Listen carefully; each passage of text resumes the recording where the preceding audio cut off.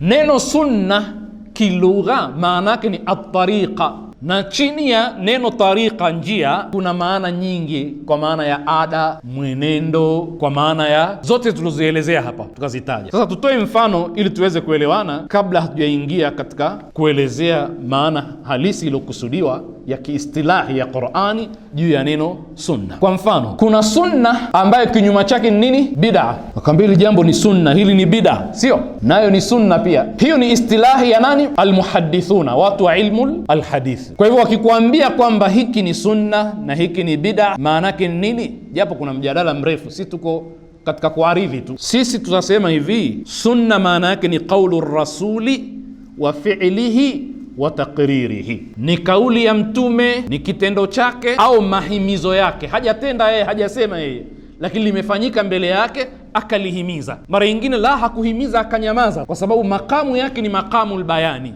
anawajibika kubainisha. Wanzalna ilaika dhikra litubayina linnasi. Sasa kwa kuwa makamu yake ni makamu albayani, akinyamaza asibainishe, maana yake karidhika. Wanaita kwamba hiyo ni sunna ya mtume, pia lilifanyika mbele yake akanyamaza, au wengine wanasema akanyamaa, hakusema kitu.